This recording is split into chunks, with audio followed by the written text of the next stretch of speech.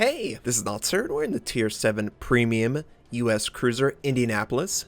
She has 9 203mm guns, 8 secondary guns, 57 AA defense rating, a surface detect of 11.8 kilometers, top speed 32.5 knots, total health 32,500. For my modules, reduce crit chance on main battery, increase main battery accuracy, reduce the chance of flood and fire, faster rudder shift. For my commander, situation awareness, basic firing training, faster turret traverse, superintendent, advanced firing training, and concealment. We're on the map Islands of Ice, and the Indianapolis is an interesting ship.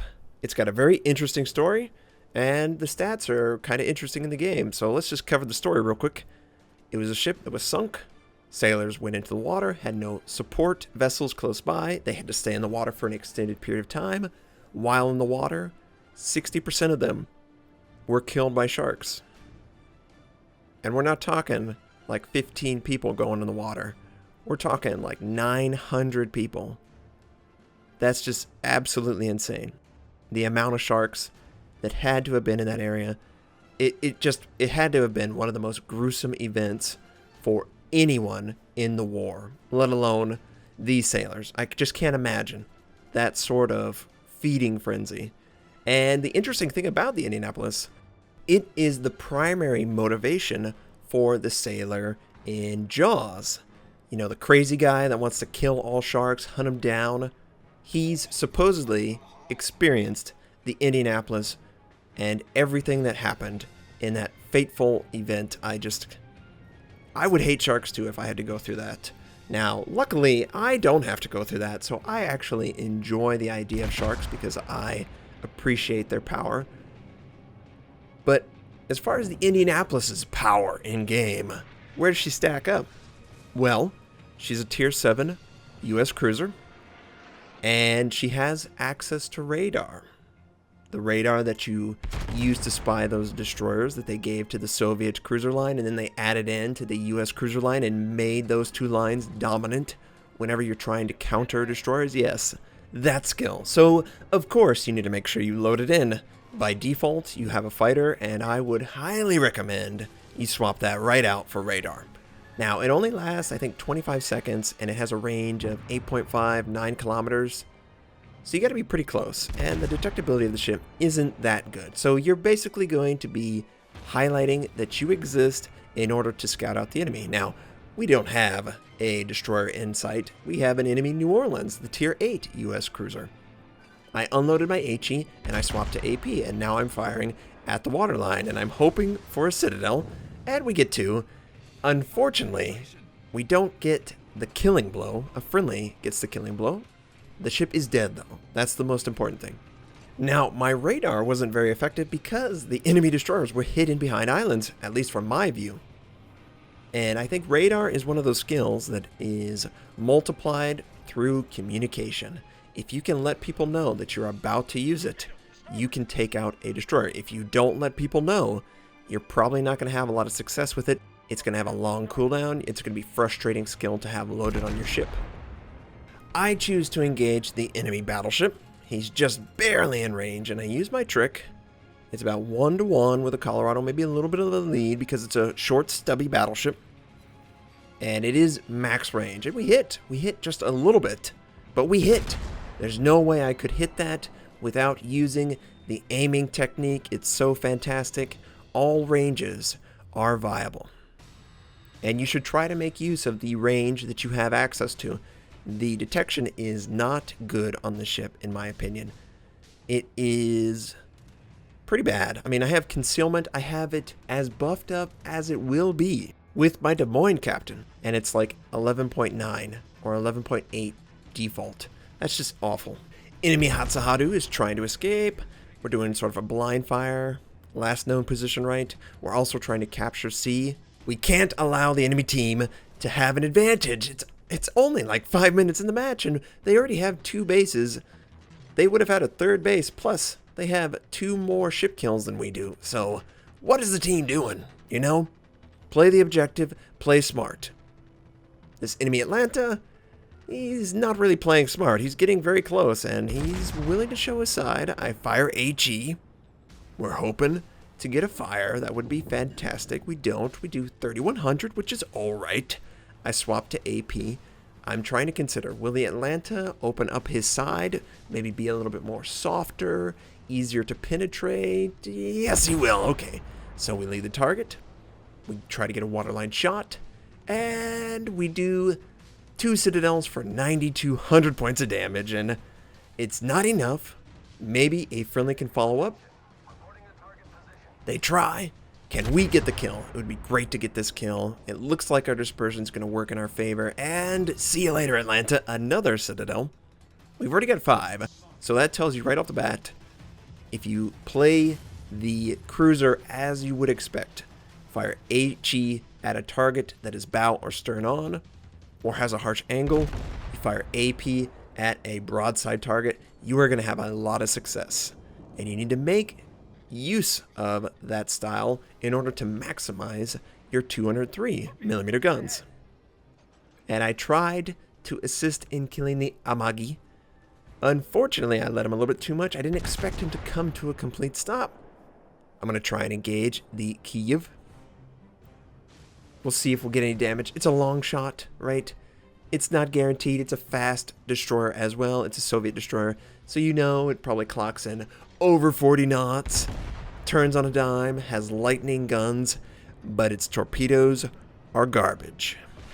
And someone's fired on our position. Being a real jerk.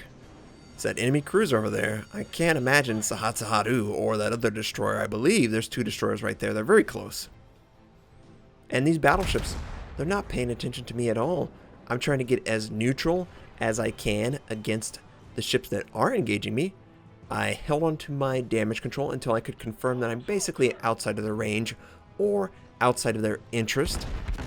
And we're going to continue to fire on this enemy battleship.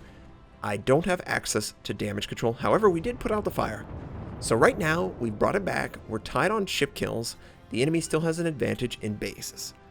But I will say that the enemy is sailing a little scary. You really don't want to go through the middle of the map this early on when there's so many ships left up. You are so open to broadside citadels. And we're not able to get the citadel, but we're still pretty consistent with the damage, right? And the damage really adds up in a cruiser. And this is working out pretty well. I haven't been the focus of most of the, well, of course, the Colorado. Colorado looks like he's aiming down his sights right at us, right? Those barrels are looking dangerous, and looks like he's sliding a little bit to my right, the starboard side of my ship. Maybe it's that cruiser right in front of me. Either way, I wasn't going to take a chance. I'm going to try and maneuver when I see him fire. And yes, he's not engaging my ship. We're going to continue the process of damaging him. Now, I switched to AP. I was trying to get a broadside, and it's just not working out. It's doing very little damage. There appears to be an enemy destroyer somewhere in between my ship and the enemy Colorado. Some of you might be saying, Notser, why aren't you using your radar? You kind of have to know where the ship is to really feel comfortable using it, in my opinion. You can't just guess. The cooldown is so long, you've got to know, or it's basically out of the action for another 5 minutes. It's a ridiculous cooldown, right? And it's a power cooldown. It definitely is a power cooldown. So I'm just not confident that the enemy destroyer is within a certain range. Now, the Colorado tried to engage us before he died. He was unsuccessful. But the team keeps marching on. And now look at the game. The enemy has thrown this game away. I don't know what they thought they were doing. They definitely assumed they had way more power than they actually did over the map. But we're doing great. As long as this ship, and this is honestly true of a lot of cruisers now, there are a lot of good players out there. There's a lot of you who have been using all these aiming techniques from different YouTubers, different forum posts, and you guys are just as good as I am, and that's not fair. But it's obviously great. It's great to see the progress of the player base. You can't be lazy. You can't show your side. You cannot be a destroyer and show up close to an enemy, or they're going to get you. And right now, HE is the ideal ammo type for the North Carolina. He doesn't have much of his side showing, and I think he's firing on our position. We land a little bit of HE. That's about 3K-ish. We're able to avoid the back shot. He is burning down. I think he's trying to counter it with a heal, though. No, he put it out. Okay, he put the fire out. Is this going to be the kill shot? Kill shot? No, we set him on fire. And, of course, Friendly is able to finish off the target. We'll get another kill. I promise you. And hopefully, it's this enemy, Kagero. This is one of those ships that is pretty frustrating because the power spike between this ship and the Shimakaze is extreme. You go from a ship that has, I think, 9 torpedoes in the water, or 8, to 15. It's insane. So, yeah, you're saying, man, this is a good ship, but it ain't that good, right? Everyone wants the Shimakaze when they're that close. He kills off the Friendly. Unfortunately, we lose the ability to know exactly where he is, but we do know we're detected, and it's somewhere within the 11.8 kilometer range. And it's so great in 0.5.6 that you know exactly where on the minimap the enemy could be. It's very easy for me to just go over to the minimap and call out where I think the enemy destroyer is and basically be 100% accurate. Before, I would be guessing very broad terms. You know, oh, he's within my detection. I don't know exactly how long that detection would be on the minimap. It's somewhere out there in the ether. But now it's very obvious. Clearly, he's behind the island. We don't have our indicator, our situation awareness up on our screen.